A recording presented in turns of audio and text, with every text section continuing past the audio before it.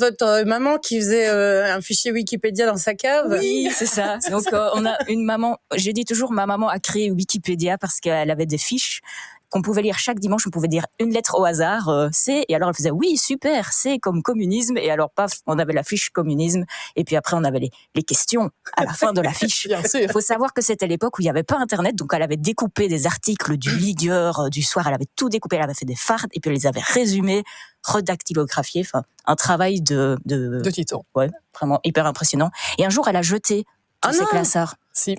Ah non. Et on a dit, mais comment tu peux jeter tous les classeurs de la cave du savoir? Et elle a dit, mais j'estime que Wikipédia a atteint un bon niveau. Voilà. Là, ça va. Je peux prendre... Mais c'est intéressant de se dire aussi, en fait, un bon archiviste, c'est un archiviste qui sait jeter. Et c'est ça aussi qu'on explique dans notre livre, c'est en fait comment gérer, par exemple, une tonne de mails. On a un de nos followers récemment qui nous a dit, grâce à vous, j'ai supprimé 23 000 emails. Non lus.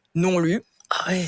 Et le fait de faire un peu de vide, ça peut vraiment libérer, et aussi, notons-le, c'est très important pour l'environnement parce que ça demande énormément de capacité, d'énergie pour garder tous ces emails. Mais c'est surtout de se dire, en fait, à un moment donné, j'ai 23 000 emails dans ma boîte, je n'y arriverai jamais.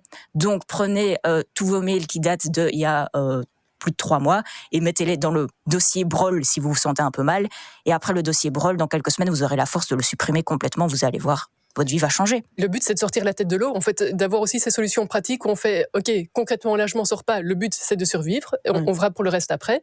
Et comme disait Goni, avec cet exemple de la cave, la caverne du savoir, ce qui nous a marqué, c'est de pouvoir se dire, justement, quelle est l'info dont je vais encore avoir besoin pour la suite. Et je travaille dans ce sens-là. Je suis pas le chef des archives. Je suis pas là pour garder les choses à tout jamais.